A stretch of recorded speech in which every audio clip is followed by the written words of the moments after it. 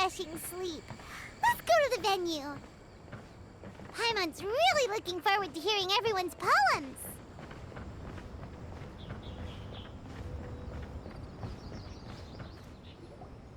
Huh? Looks like we're a few people short today. Morning, friends. Singcho said he wants to take some time and focus on writing poems, so he'll join us later. Noelle has other duties today, so she asked me to tell everyone not to wait up for her. Oh, okay. Well, never mind. What about Kelly Roy, though? She said she'd be here. I got here really early, but I haven't seen her yet. Are you talking about the girl with the blue hair? I saw her on the bridge near Dihua Marsh during my morning training. She looked a little upset, so I didn't want to disturb her. Upset? Oh no! What should we do? Was it something we said last night? Oh, Paimon's worried. I agree. If she's run into some kind of trouble, I'd like to help her. Huh? You're all going? Then I'm coming too. Shall we start with the bridge? We're all here a little early, so there should be time. Good idea. We'll be back in a jiffy.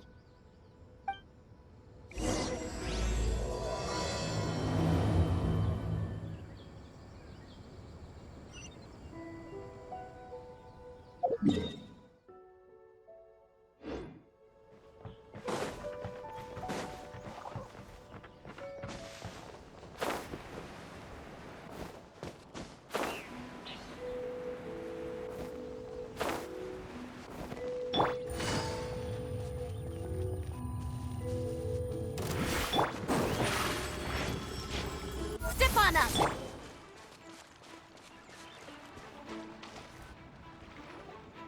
Oh, so this is the place? We ran into her here yesterday, too. She looked like something was weighing on her mind then as well. It's also not far from where we were dropping those leaves. Huh. Leaves? Oh, right. We were so busy matching couplets we forgot to mention.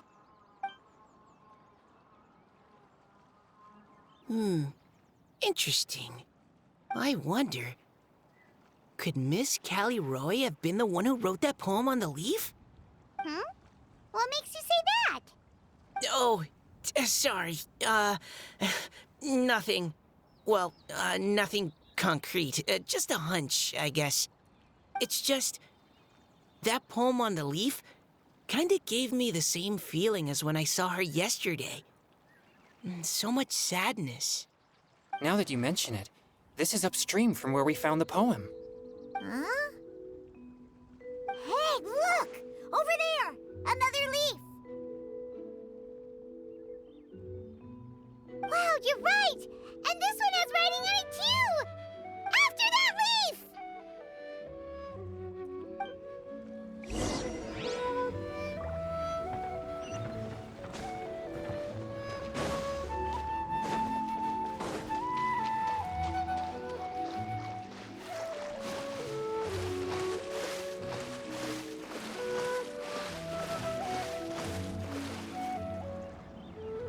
Why does it have to float so quickly?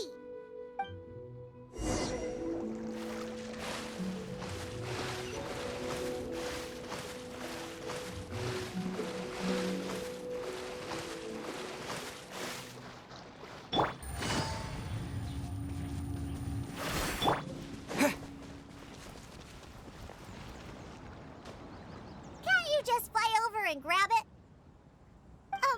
But Paimon can't swim. What if Paimon accidentally falls into the water?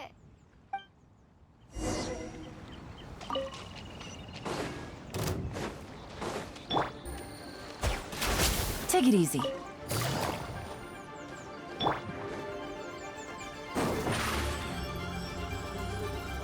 Surprise!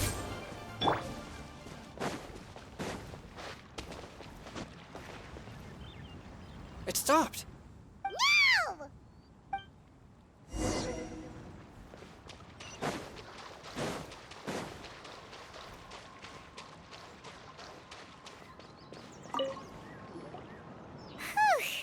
We finally caught it.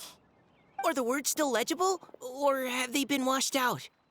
Looks like the ink's intact. Let Paimon take a look at what it says.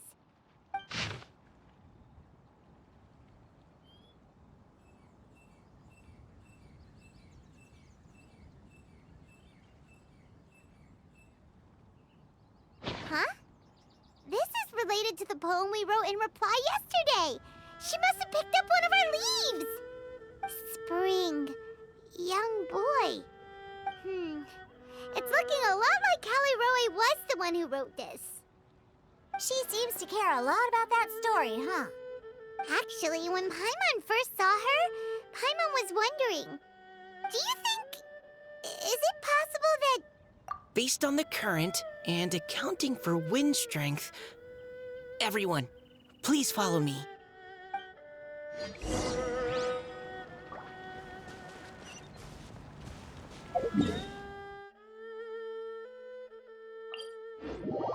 This should be far enough upstream.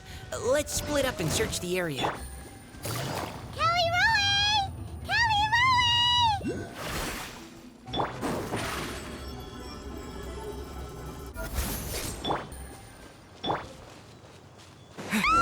She's surrounded by hilly churros! Let's go save her!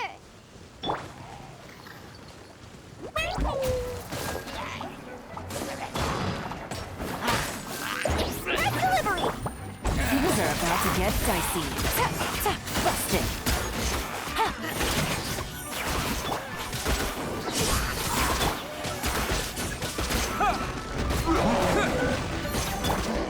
Cue the spotlight!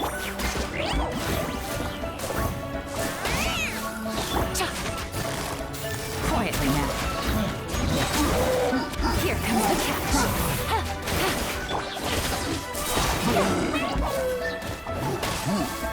Here, please! Zip on up!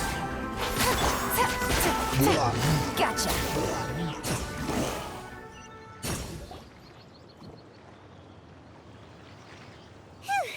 Callie Roe, are you okay? What's that? It's a huge water droplet. This is exactly what I saw the other day. Huh? Why are you all looking at me like that? Oh no! My body... is it... That voice is definitely Callie Roy's. How did this happen? Please wait a moment. Oh no. Did I use up too much energy? How did you... What's going on here? Miss Callie Roe, are you some kind of adeptus? No. I'm so sorry for deceiving you all for so long. Actually, I'm an Oceanid who flowed here from Fontaine long ago. What's an Oceanid? Ah, the Grandmasters mentioned them before. The Oceanids were the familiars of the former Hydro Archon. They all fled Fontaine after the Archon died and settled across the world. That's correct. Though, to tell you the truth, I can't even completely recall how I found myself here. I have a vague impression of my ancestral home, but I can't recall clearly anything I saw on my journey. All I know is that by the time I arrived in Mondstadt, I had lost most of my power and couldn't even sustain a physical form. Eventually, I settled in a place called Springvale, where I slowly began to regain my power. Springvale is a serene and beautiful place. The water that flows through there is clear and pure, just like the hearts of the people who dwell there. So you're the Spring Fairy of Springvale? Yes, Diona, and I remember you too, you know. When you were little, you often came to the spring at night to speak with me. Really? You're not messing with me, are ya? I always thought that was just a local legend. Your favorite little pillow, the fish one? Its name is Bubbles, is it not? Yup! All those childhood memories. So they weren't just a dream. So, if this is true, then all those things written on the leaves... I see. So you were the ones who found my leaf. Well, you are correct. The Spring Fairy and Heart of Clear Springs is me. No wonder you were asking us so many questions about it. So, the boy from the story... Is Finch. I always loved listening to people's dreams, and still do to this day. Whether they're beautiful, sad, or filled with emotions I couldn't understand at the time. One night, a little boy came to the spring. The tears that fell from his face were more fragile than a moonbeam, and purer than the morning dew. I like humans, and wanted to understand them better. I also wanted to make sense of the feelings contained in his tears that were, then, a mystery to me. Yes, we often met under the stars, sharing our stories with one another. Sometimes, we'd stay up all night and see who would hear the first bird chirping from the boughs, or the first cicada of summer. Aw, that sounds lovely. But one day, just like the book says, I saw an emotion in Finch's eyes that I couldn't reciprocate. I felt out of my depth, in uncharted waters. But I knew all too well that we Lockfolk face a very different fate from that of humans. Whatever was happening, I didn't want it to lead to Finch writing a chapter of his life that he would later come to regret. So, I fled, and never appeared before him again. Oh, Caliroe. My strength returns very slowly, and even after decades, I can only sustain a physical form for a very short time. I once hoped that Finch would be able to move on, and meet me when the stars in the night sky have all gone out. But after seeing so many people's stories, and hearing about all their dreams, I have gradually come to understand Finch's heart. This feeling of wanting to respond to his feelings is surging relentlessly in my chest, and I can no longer restrain it. But I'm also scared. Scared that if I go and see him now, I'll bring nothing but disappointment, and even more pain when it comes time to part. Oh. It really is a difficult choice. Please go see him. Huh? I know Grandpa Finch, and he's a really kind person. When I was struggling to learn how to draw maps, he was always encouraging me, telling me not to give up, always keep trying, and get out there and have some adventures. He often tells me stories about his past, but I've never once seen a look of regret or sadness in his face. And even though Grandpa Finch loves adventures, he still stands there by the spring every day, as if he's waiting for something. I believe that he's serious about his feelings for you, Miss Caliroe. He's never stopped hoping that he'll see you again one day. So if you want to see him too, then what are you waiting for?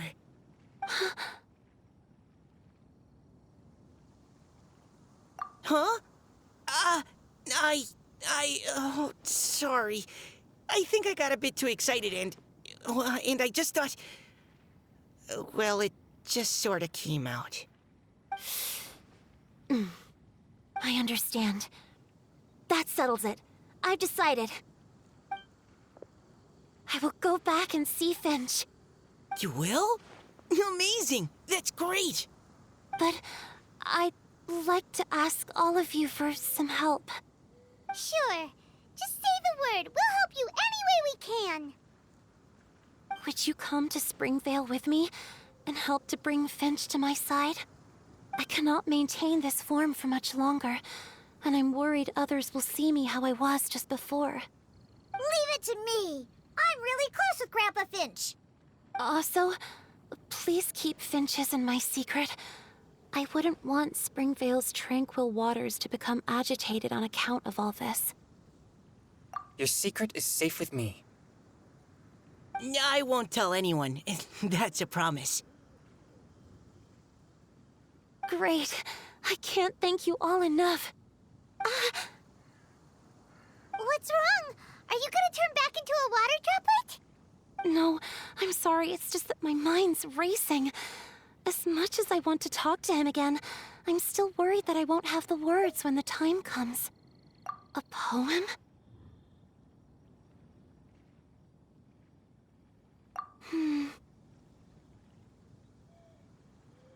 Okay, good idea. I'll write him a poem. And it will be called Heart of Clear Springs.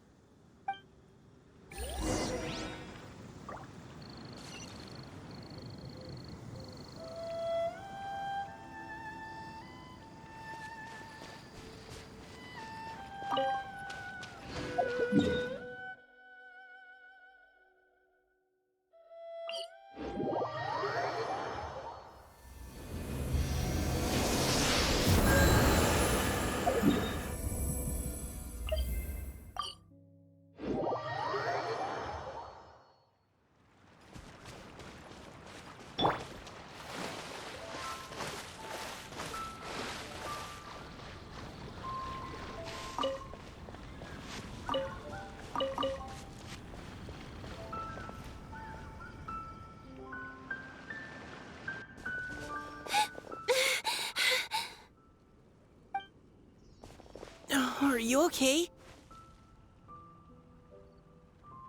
It's nothing. I'm just scared that I won't be able to maintain this form much longer. Okay, don't panic. Wait here, Caliroe. I'll go fetch Grandpa Finch. Take it slow, Diona. Finch isn't a young man anymore. He's not as steady on his feet. I can still hold on a bit longer. Okay, stay strong. You can do it.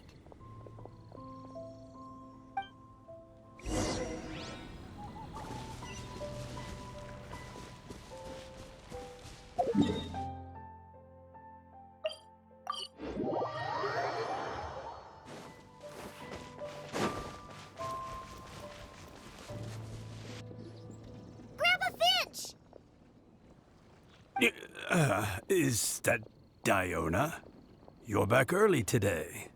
Today's your special day, Grandpa Finch. Can you come with me? Oh? Well, where are we going? Over there, to the waterfall. Did you catch a nice little fishy? Just come with me already. This is extremely important. But I promised your father that I'd go to the... Grandpa Finch! All right. All right. No need to get worked up. I'm right behind you. That's more like it. Now come on, I'll help you. Draft's daughter is just like him when she's on a mission.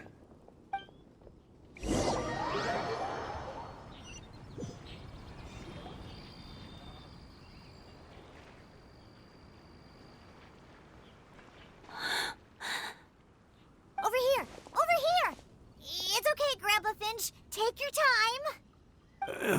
Huh? What's all this? What are all these people doing here? Even Mika's here? How's work been going lately? And even some friends from abroad, if I'm not mistaken. You do know that today's not my birthday, don't you? Greetings, Mr. Finch. My name is Chong Yoon. We all met at the poetry gala, and... well, there's someone we'd like to introduce you to. Finch. That voice. Callie Rowe. I didn't think you'd still remember. Oh, I remember. I remember all right. How could I ever forget? Although your appearance is different than I recall. Back then, you looked like you'd stepped right out of a fairy tale. But I'm one to talk. Of course, a fairy from a fairy tale can change forms. But in your eyes, I'm probably the one who's changed beyond all recognition. Oh, even after all these years, you still know just what to say to make me laugh. I thought you were only able to appear in the dead of night.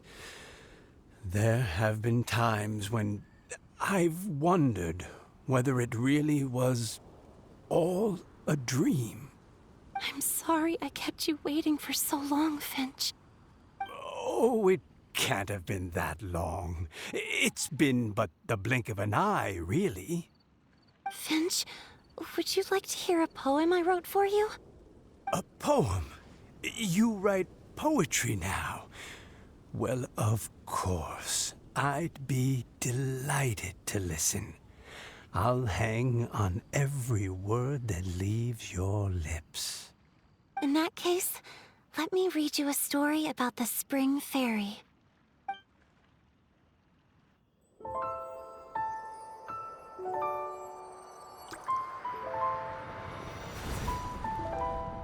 Far from my native land I roamed.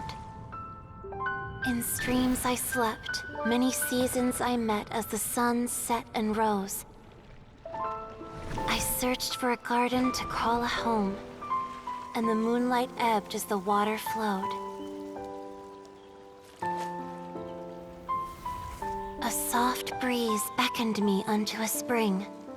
Sleep, weary wanderer, your journey is over. May the dancing petals sweeten your slumber.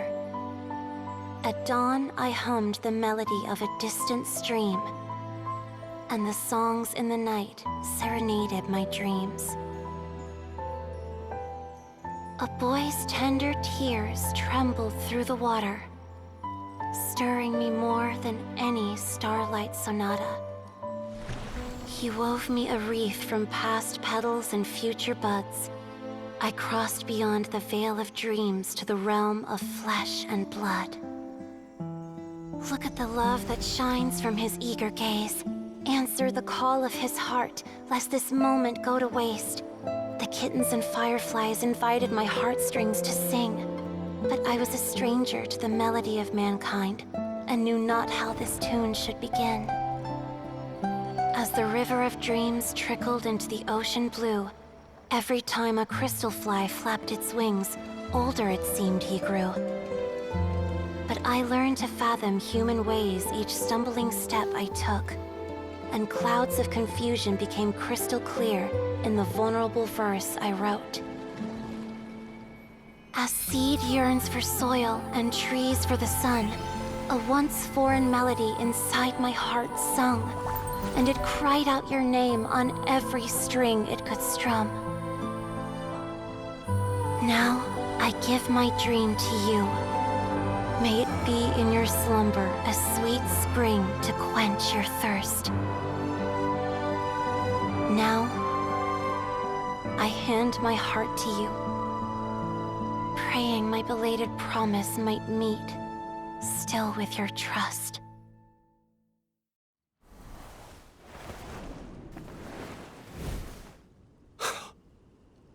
Yes. This is how I remember you from when we first met. All those years ago. It really has been a long, old time, hasn't it? Finch, It's okay. I understand. Your poem, it explains everything. Thank you, Finch. Please, take this.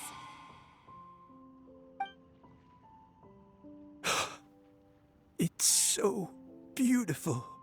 This is a droplet of water condensed from my own power. Finch, I don't have a physical form like humans, and I can't stay by your side. I don't know how long it'll be before I can change back into human form again. But as long as this droplet remains with you, our hearts will always be connected, no matter the distance between us. I will always be one with the spring. From this day onwards, if you call me, I will meet you in your dreams.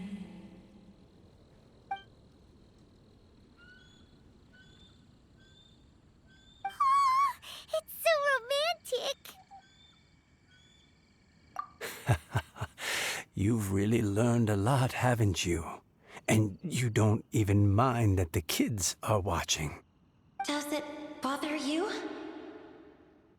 How could it possibly? This is the happiest moment of my life. I just worry that once I go to sleep, I won't ever want to wake up again. Huh? Don't say that. I'm only joking. It seems that you still have much to learn. Is that right? Grandpa Finch and Kelly Rowie look so happy. Oh, what a perfect moment. Diona, thank you for fetching Finch for me. I've never forgotten you either. I used to chat with you a lot. Wasn't it ever annoying? Of course not. You are one of the truest friends I have in the entire world. That's why I gave you your gift, so that a part of me could always be with you. Huh? Wait. So is Diona's ability to mix delicious drinks from disgusting ingredients a blessing from this water spirit?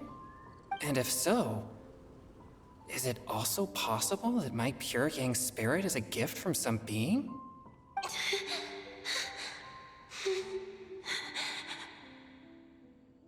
My physical form is about to disappear. Finch, Yes? I've never regretted meeting you or deciding to talk to you that night. Not once. All these long years. Not for a single moment. It probably goes without saying, but neither have I. Although, it was different from in the stories. That fateful night, I never gave you that kiss. This gift that represents my promise and my love, I give it to you now. Huh?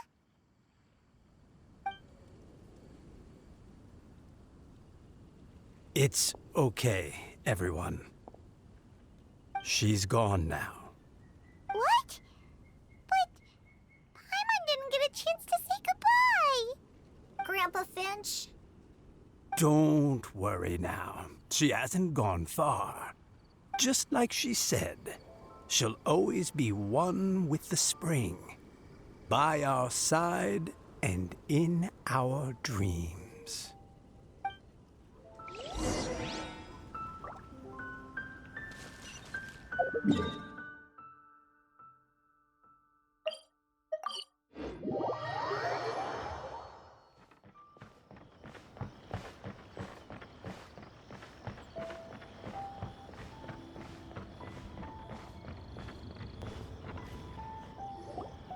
Oh? Hey, you're all back! And it looks like you're in much better spirits than before. Hu-Tao's a step ahead. She's already talking about printing a poetry anthology. She said she can't wait for everyone's final words because I'm itching to pull the trigger. By which I assume she meant she eagerly anticipates receiving everyone's freestyle poetry submissions to help her close the deal. Where have you all been? I've been waiting here forever. Perhaps they lacked sufficient inspiration and wished to have an emergency communion with nature. And with any luck, I'll bet they heard some fine poetry along the way. Code Death Bard! Does this mean that right from the start you... Oh,